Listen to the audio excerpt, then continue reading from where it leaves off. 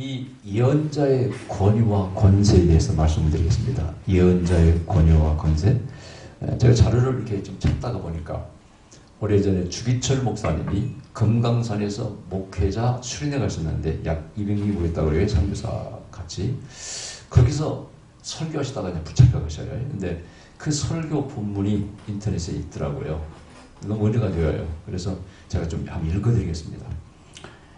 엘리야의 권위에 대해서 마태복음 3장 가지고 이렇게 말씀을 계속 주셨다고 5일간째 펴렸는데, 자, 오늘의 목사는 곧 선지자요 예언자입니다. 우리는 여러 예언자들에게서 선지자의 권위를 찾아볼 수 있지만 특히 엘리야에게서 더 잘 볼 수 있습니다. 북쪽 이스라엘 제7대 아방 시대는 남조 여호사밧 때와 함께 부강하던 시대였습니다. 물질적 풍성은 정신적 부패를 가져왔습니다. 아합이 두로왕의 딸 이세벨을 취하니 단대의 여거리요 열렬한 우상 숭배자였습니다. 그래서 종교적으로 타락하여 하나님과 바알의 분별이 없어졌고 도덕적으로 부패하며 정치적으로 권력 계급이 횡포하기 시작했습니다. 하나님의 사람은 백성들을 견책하여 특히 왕가를 향하여 사정없이 공격하였습니다. 3년 6개월간의 대한을 선고했고 또 갈멜산상에서 불이 내리도록 기도했고 그리고 또 비가 쏟아지도록 기도했습니다. 불이 내리고 비가 쏟아지도록 기도하는 것도 놀랍지만 아합이 나봇의 포도 동산을 빼앗을 때 엘리야는 엄책했습니다. 네가 남의 생명을 빼앗고 남의 산업을 빼앗았으니 너의 피도 나봇의 피와 같이 될 것이요 내 집의 남자는 다 이 나봇의 피가 떨어진 자리에서 죽어 멸족되리라 하고 저주를 하였습니다. 이 얼마나 무서운 예언인가. 과연 3년 만에 아합이 전사했고 13년 만에 예후의 혁명군이 일어나서 나봇의 피가 떨어진 곳에 왕후 이세벨의 피도 떨어졌고 아합 왕자 70인이 몰살당했던 것입니다. 엘리야의 권능, 선자의 권위는 이러했습니다. 그의 눈에는 바알도 없고 만능의 대왕 아합도 없고 하나님이 계실 뿐이었습니다. 여러분도 엘리야의 신앙, 엘리야의 기도가 있으면 엘리야의 권능, 예언자의 권위가 설 것입니다. 오늘날 목사의 권위는 과연 바로 서 있는가, 못 서 있는가? 자, 여기까지 말할 때 일경은 아합은 천황을 암시하고 바알은 신사를 공격하는 것이라고 핑계하였으나 책임을 책잡을 수는 없었다라고 부가성이 되네요. 예레미야의 권위, 예레미야는 유대 말년에 태어나서 약간 때부터 40년간 유대는 망한다고 경고하다가 맞아 죽었습니다.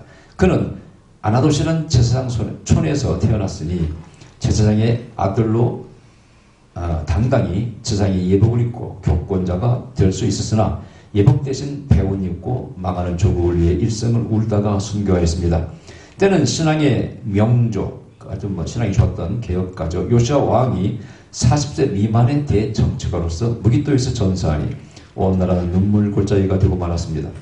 불행하게도 왕의 세 아들 아하스와 여호야김과 시드기야가 다 망국의 임금이었습니다. 그래서 예레미야는 40년간을 나라가 망한다고 외쳤고 그 다음에 바벨론에 항복하라고 예언한 것은 유대인으로서는 참으로 못할 말이었습니다. 이는 두말 없이 매국노요 바벨론의 앞잡이가 됨을 면할 수 없었습니다. 욕먹고 매맞고 갇힐 뿐 아니라 매일 죽음 협박을 당하게 되었습니다. 그래도 선자는 조금도 굽히지 않고 순교하기까지 외쳤습니다.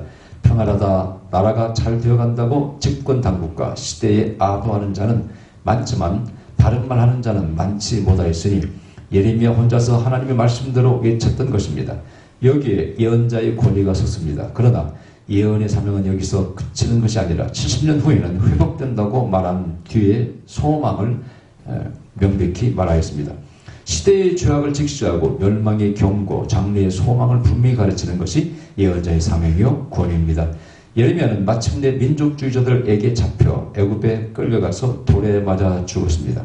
여러분, 오늘 우리나라도 예레미야의 입장에 서 있지 않은가? 대중과 시대에 아부하고 있지 않은가? 하나님의 말씀대로 외치는가? 여기까지 읽었을 때 일경은 비유에 거슬려 하는 것 같았다.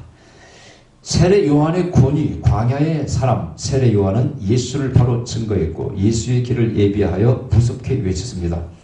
너희는 아브라함의 자손이냐, 독사의 자식들아, 너희는 좋은 열매를 맺는 나무냐 악한 열매로 불탈 자들이다. 너희는 곡간에 들어갈 알곡이냐 지옥불에 타질 쭉정이냐. 이렇게 외치는 요한은 임금연회에서 할 말을 못하지는 않았습니다. 동생이 아들을 빼앗아 불의의 혼인을 한 헤롯 왕에게 대하여 동생이 아들을 빼앗은 것은 모세율법의 죄인이 못한다 회개하라고 책망하였습니다. 이렇게 외치는 요한은 벌써 일사각오를 하였습니다. 일사각오라는 소리가 유명하죠. 예언자의 목숨은 음료의 값으로 떨어졌습니다. 이 얼마나 악하고 음란한 세상인가. 오늘은 어떻습니까? 다윗왕이 우리아의 아내를 빼앗았을 때 나다란 왕에게 증언하며 하여 다윗은 일발에서 돌이켰습니다. 영국의 존 낙스는 가톨릭 여왕 메리에게 번번이 증언할 때 메리는 낙스를 보기만 해도 떨었습니다. 낙스 앞에서 메리는 죽고 신교 여왕 엘리자베스의 황금시대가 됐습니다. 윈스 국회 루터는 스페인 황제의 사절과 로마 포항의 사절과 독일의 제우든 물론 당시의 대주교 대학자들이 열석한 자리에 재판을 받으러 나갔습니다. 자기의 신앙을 굽히지 않으면 죽음만이 있을 뿐이었습니다.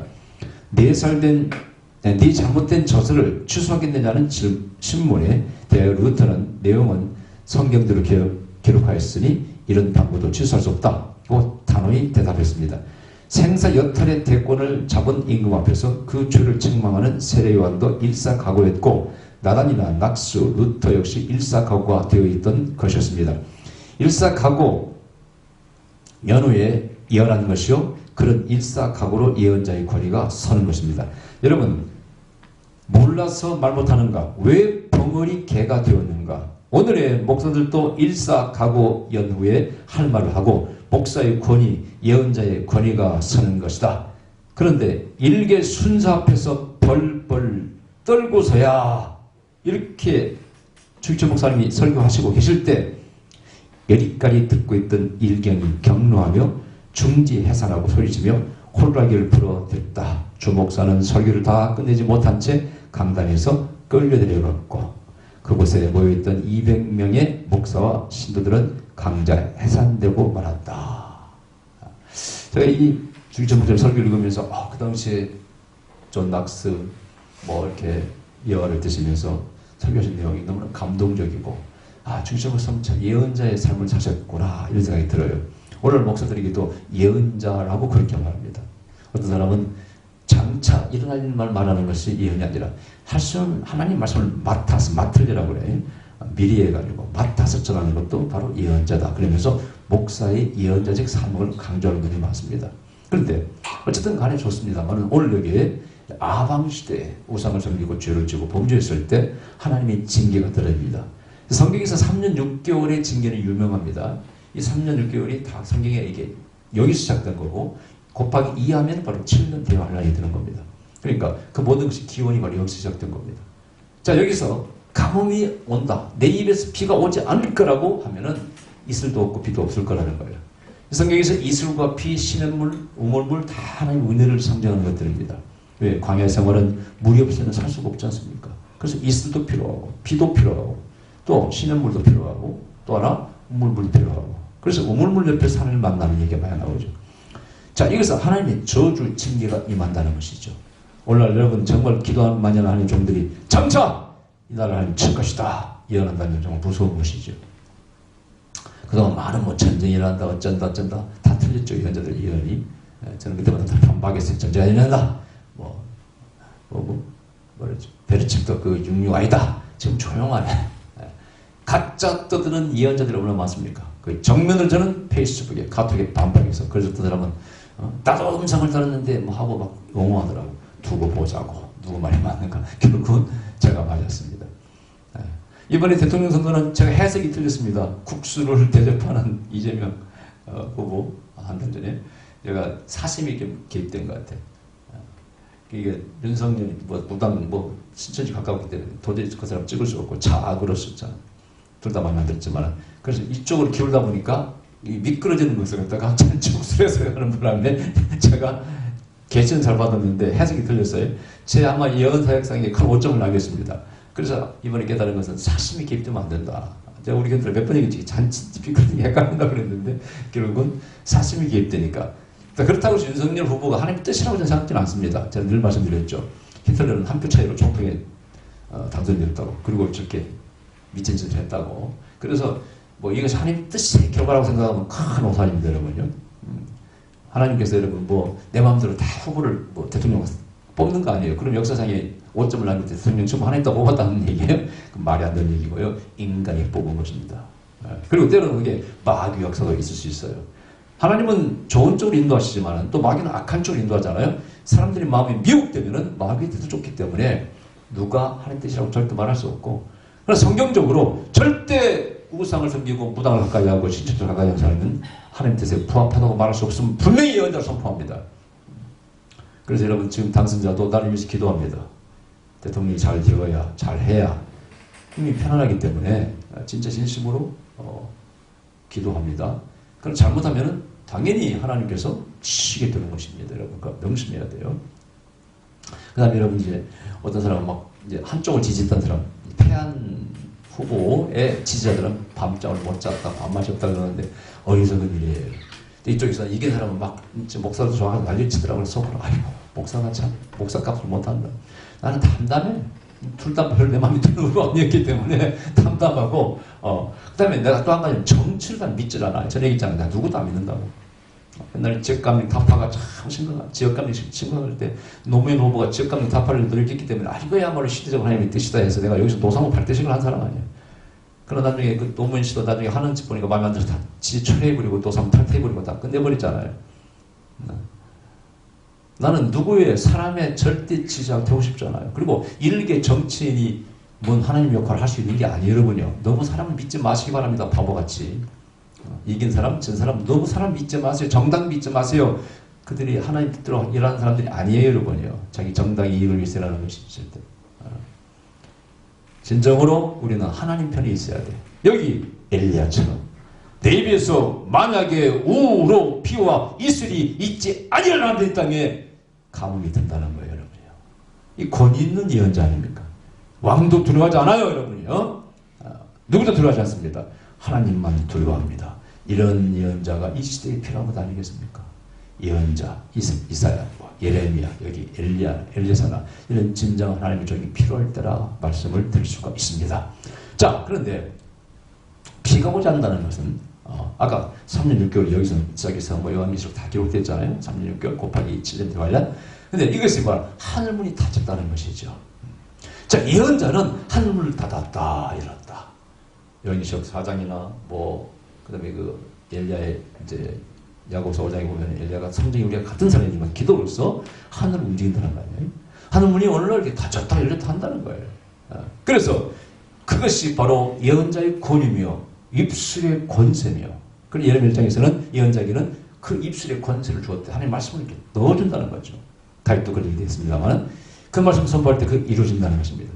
자, 거의 30년 동안 수많은 예언이 전부 다 내 마음대로 한 거 아니죠. 하나님 말씀을 주었기 때문에 선포한 거 아닙니까? 거기 때 거의 죽을 뻔해 살아난 사람은 간증이 많이 있잖아요.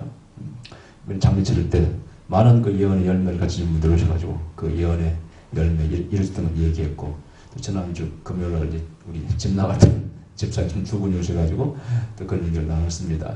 자, 그런데 제 마음대로 한 게 아니지 않습니까? 하나님께 주신 말씀을 나는 받아서 선포했을 뿐이죠.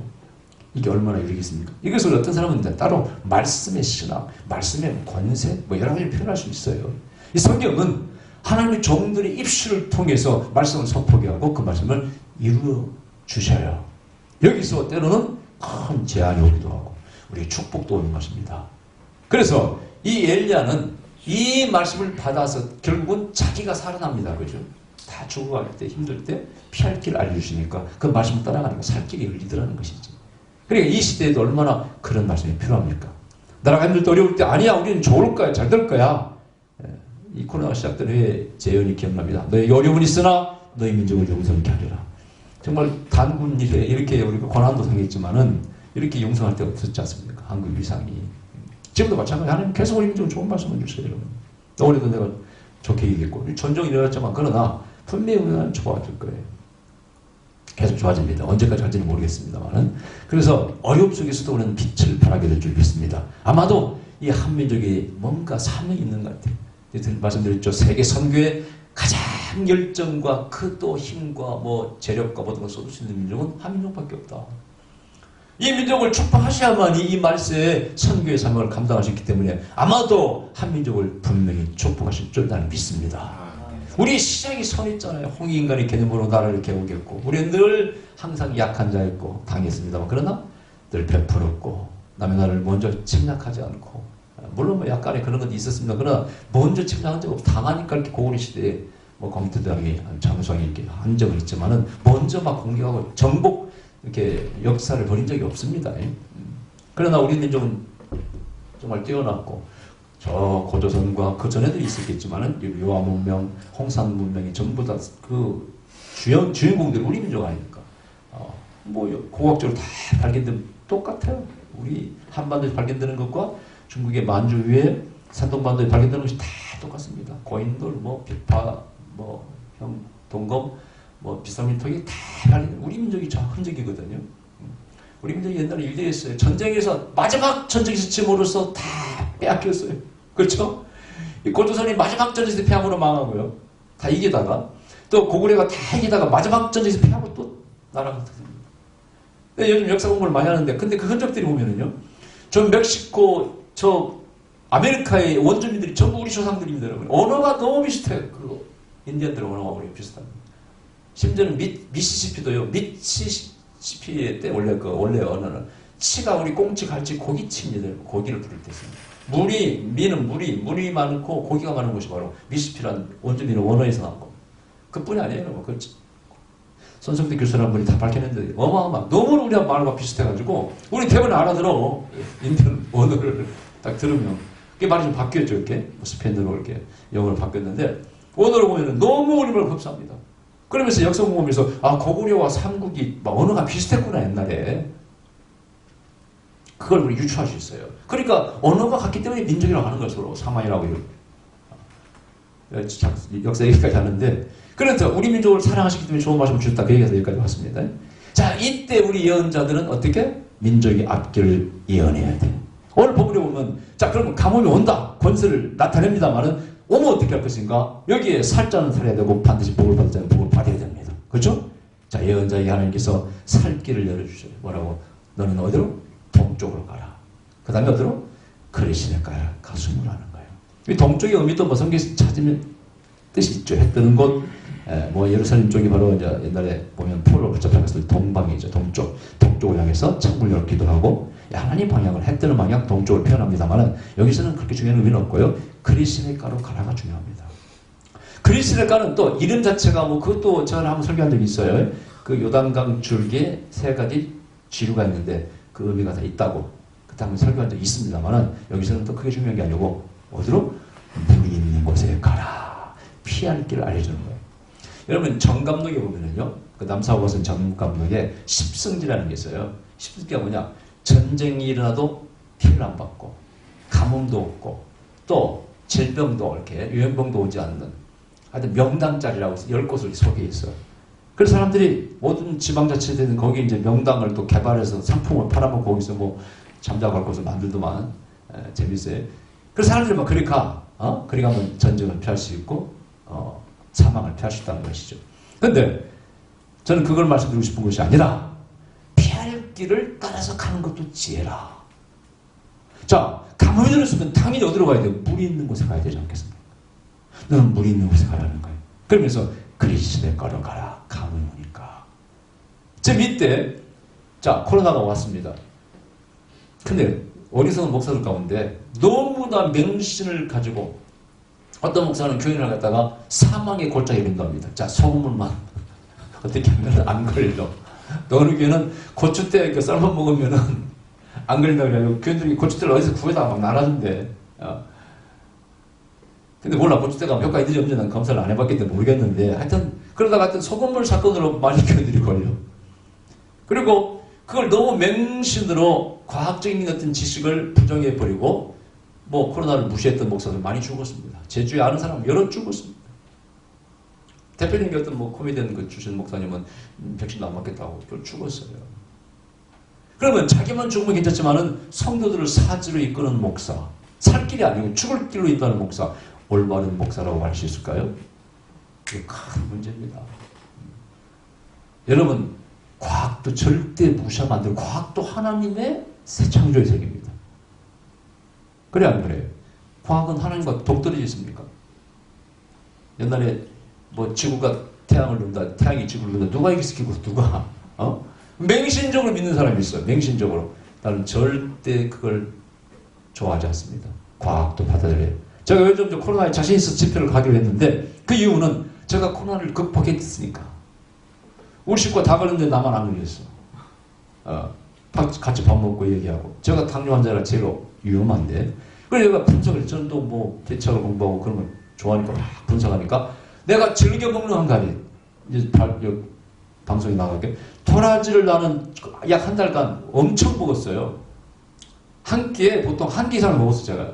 이 당뇨에 좋기 때문에. 그거 먹으면 당에 굉장히 좋은 도움이 됩니다.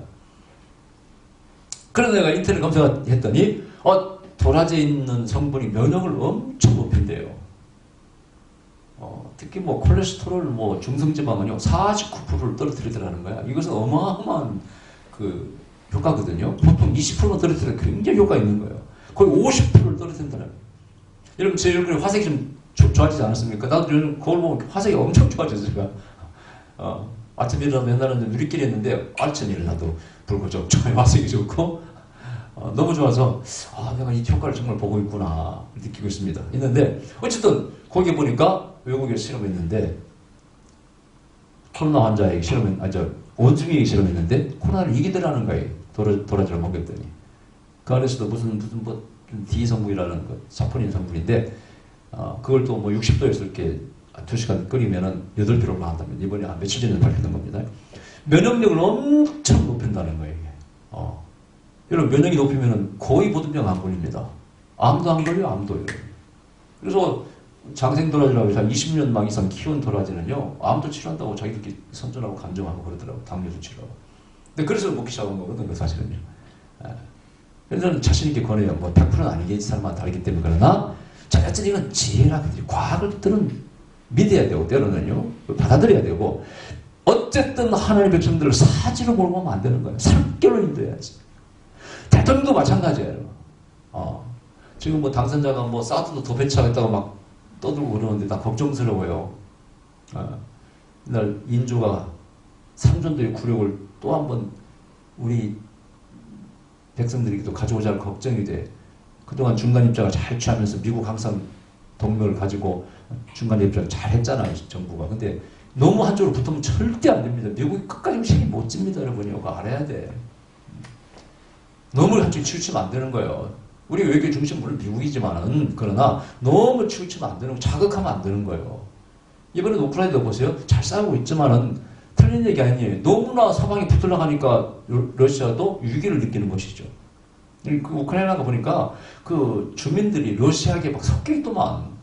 애매한 지역이에요, 지금요. 자기들은 같은 민족이라고 생각하는 언어도 같으니까. 언어가 같으면 민족이라고 생각한다니까? 그렇잖아요. 나는 푸틴을 절대 지지하지 않습니다. 그렇다고 저렇게 전쟁을 일으키고 주권 있는 국가를 침략하고 사람을 어린데 다 몇천 명씩 죽어나가잖아요. 하나님 이름 저주합니다만은 근데 왜 복잡한 형상이 지금 보면은. 그리고 내가 볼 때 우크라이나가 한쪽에 붙지 말고 중간 역할을 하시면 차라리 전쟁 안 일어났다고 얼마나 발전할 수 있잖아요. 왜 그렇게 치우치는 거예요? 그런 애매한 지정학적 위치에서 우리나라는 절대 그러면 안 되는 거예요, 여러분. 지금 우리 중국과 동북경 공정이라고 해서 역사 전쟁하고 있잖아요. 중국도 우리와 역사가 많이 겹쳐있잖아요. 만주 쪽은 전부 다 우리가 지배했던 거 아니에요. 여러분, 송나라를 멸망시키는 금나라도요. 신라가 망하면서 간 사람들이 그 김만보 자손이 세운 게 금나라입니다. 그 금이 신라 김씨 금자 여러분이요. 그리고 그들은 금을 되게 좋아해요. 금과 이런 거 다 좋아합니다. 그 다음에 청나라가 먼저 후금이라고 했잖아요. 후금. 청나라도 마찬가지. 자기 조상이 신라라고 얘기합니다. 청나라가 중국의 마지막 제국이 청나라 아닙니까, 여러분? 청나라가 망하고 지금 중국이 나온 거 아니에요? 그리고 우리 조상과 관련된 사람들이 전부 옛날 중국을 지배했단 말이죠. 겹쳐 있어가지고 중국이 알고 보니까 자기 아무것도 없거든? 그러니까 그걸 받아들여버린 거예요. 옛날 적이었는데. 한민족이 반대 적이었는데 이거 무시하다가는 우리 아무것도 없다. 그냥 받아들인 거예요. 그래서 동북을 시작한 거예요. 심각해, 지금. 우리는 역사를 빼앗기는 거고. 그러니까 우리가 지혜롭게 처신하지 않으면 당한다. 그 대신 살 길로 인도하는 것이 진정한 리더입니다. 최승봉도 마찬가지예요. 절대 이 우상 성경 이런 데 인도하면 안 되는 거죠. 걱정스러운 건 당선자와 당선자 부인이 우상과 밀접한 관계 있다는 건 100% 사실 아닙니까? 이거 목사들 책임져야 됩니다. 책임져야 돼요. 저들이 버리겠냐고 우상 섬기는 것을. 저들 예언대로 택다고 내부적으로 자랑하고 난리칠 텐데 무슨 법사하고 어떻게 책임질 것인가 목사들 한번 보세요. 진정한 선자가 있어서 그 섬길 때 강력하게 그걸 브레이크를 걸어야 되는데 과연 그걸 목사가 했을지 아니면 자기 보수 아니면 자기 지지하는 당 대통령 후보라고 끝까지 지지할 것인가 이거 두고 볼 일인데 그 양심의 문제와 신앙의 문제입니다. 살 길로 있는 물 있는 곳에 가라. 물 있는 곳에 가라. 할렐루야. 갔더니 그래서 물을 먹고 쉬고 있는데 까마귀가 까우 달려가서 까마귀 까만 마귀란 뜻 아닙니까 우리말로. 재밌는 일입니다. 까마귀. 성경의 까마귀는 부정한 짐승입니다. 만져도 안 됩니다. 시체도 만지면 안 됩니다. 근데 그 까마귀가 뭘? 떡을 고기를 가져왔다고 되어 있어요. 이거는 먹어야 돼 말해야 돼. 고민이에요. 응? 자 여기에 신학적으로 교리적으로 접근한 사람은 절대 먹을 수 없어. 왜? 까마귀는 부정한 동물이니까. 레위기서에 밝히고 있잖아요. 근데 여기 엘리야는 받아 먹었다고 되어 있어요. 왜? 이유가 뭐예요?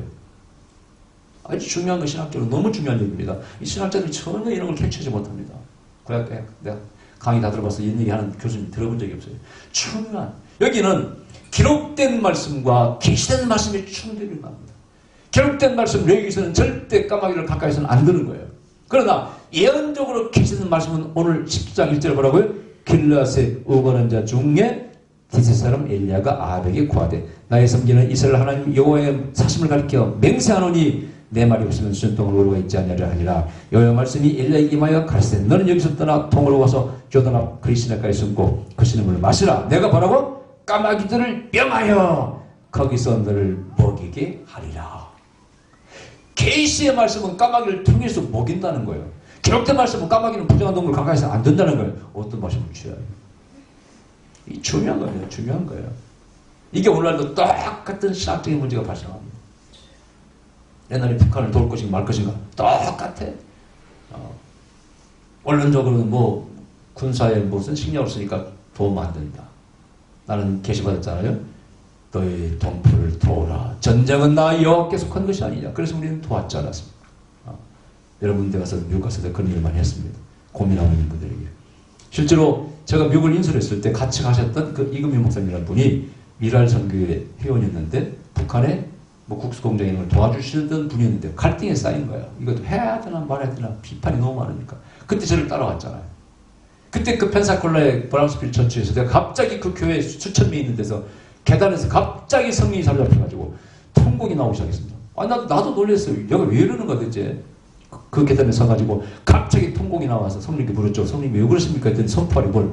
너희들은 왜 너희 통포를 덮지 않느냐고.